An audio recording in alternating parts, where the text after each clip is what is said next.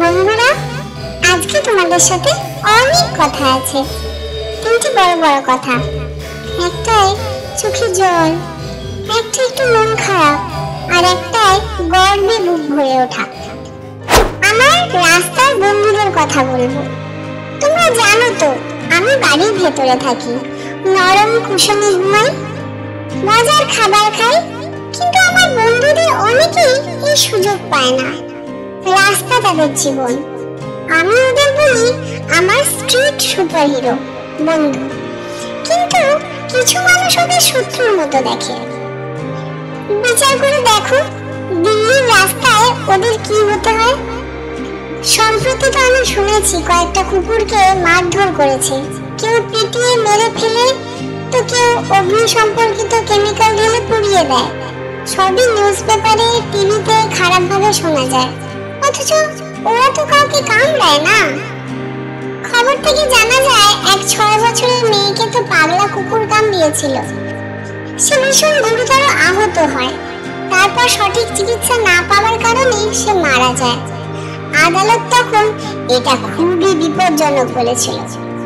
আর যদি রিপোর্টার দেখো, দেখবে শুধু দিনমজুর বা পথচারী নয়, স্কুলে যাওয়ার পথে শিশু থেকে শুরু করে বৃদ্ধ মানুষ পর্যন্ত অনেকেই কুকুরের কামড়ে মারা যাচ্ছেন। এই জন্য কেন নিরন্তর যুদ্ধ। আদালত নিজে থেকে নির্দেশ দিয়েছে যে এই পরিস্থিতি গভীরভাবে উদ্বেগজনক। তাহলে প্রশ্ন হয়, তুমি আমাকে বুঝেছো? তারা কথা বলতে পারে না, তবুও ব্যথা ভালোবাসা বোঝে। ক্ষুধা পায়, দৌড়ানোর পর পানি চায়, ভালো মৃদু টাচ চায়। যদি তোমার সামনে রাস্তার কুকুর দেখা যায়, তাকে শুধু তাড়িয়ে দিও না, চোখে চোখে রেখে বলো তুমি নিরাপদ, আস্থা রাখো। এক বাটি জল গরম দিনে কত প্রাণ বাঁচিয়ে দিতে পারে জানো তো? ছোট্ট সংক্ষিপ্ত সাপোর্ট।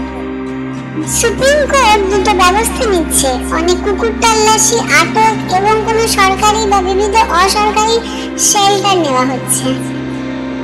বেশিরভাগ সমাধানই পঙ্গু এবিসি অর্থাৎ অ্যানিমাল বার্থ কন্ট্রোল মেথডের বাইরে সাহসীভাবে বলেছে আদালত, যদিও অনেকেই এটাকে অসমর্থনীয় বলেছে।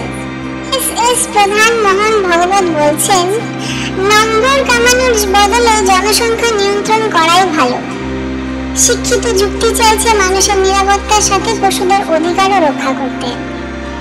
সারসংক্ষেপ, আমি শুধু একটা বিড়াল, কিন্তু আমি অনুভব করতে পারি যখন রাস্তার কুকুররা ভয় পায়, আহত হয়, মারা যায়, আমার মন কেঁপে ওঠে।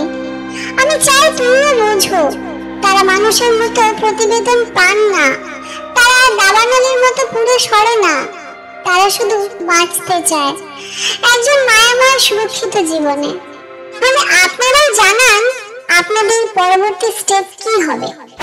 এরপর আসি রক্ষাবন্ধন। 9 আগস্ট গেল রক্ষাবন্ধন।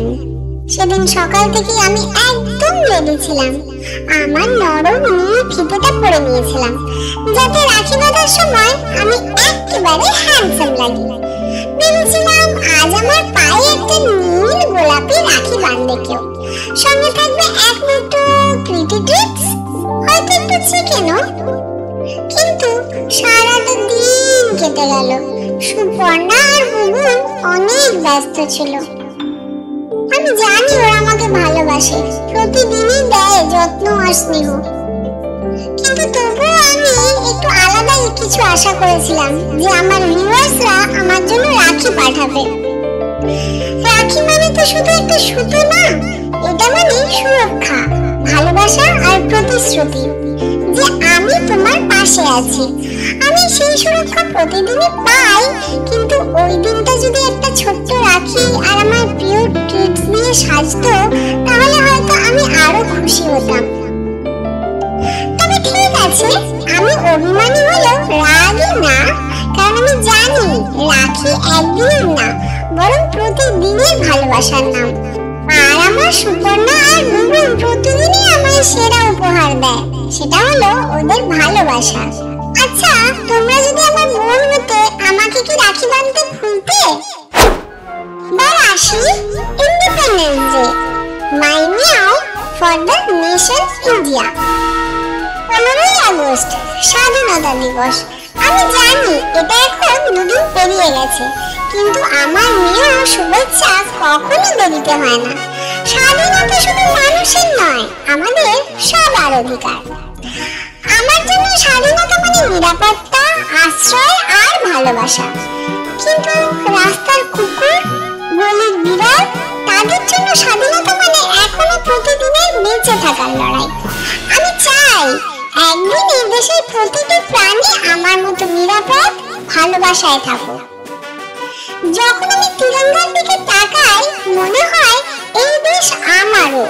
এখানে আমার রোদ পোহানোর জায়গা আছে, খেলার জায়গা আছে, ভালোবাসা আছে।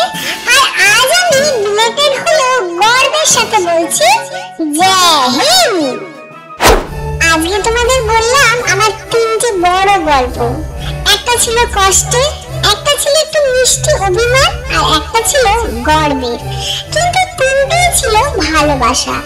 আমার দেশ যেন এমন হয় যেখানে কেউ ক্ষুধার্ত না থাকে, কেউ ভয় কাঁপে না, আর কেউ ভালোবাসা ছাড়া বাঁচে না। আমি জুজু দ্য ভুতু ভাইজান তোমাদের জন্য মিয়াও করে যাচ্ছি। পরের এপিসোডে আবার দেখা হবে। ততদিন আমার কুকুর বন্ধুদের জন্য 1 কাপ পানি রেখো, আর ভালোবাসা দিতে ভুলে যেও না। যদি তুমি আমার কথা মানো, যদি তুমি মনে করো রাস্তার কুকুর বিড়ালদেরও বাঁচার অধিকার আছে, তাহলে এখনই সাবস্ক্রাইব করো। এটা শুধু আমার চ্যানেল নয়, এটা আমাদের সবার আওয়াজ, যেন কেউ আমাদের বন্ধুগুলোর উপর হাত তুলতে না পারে।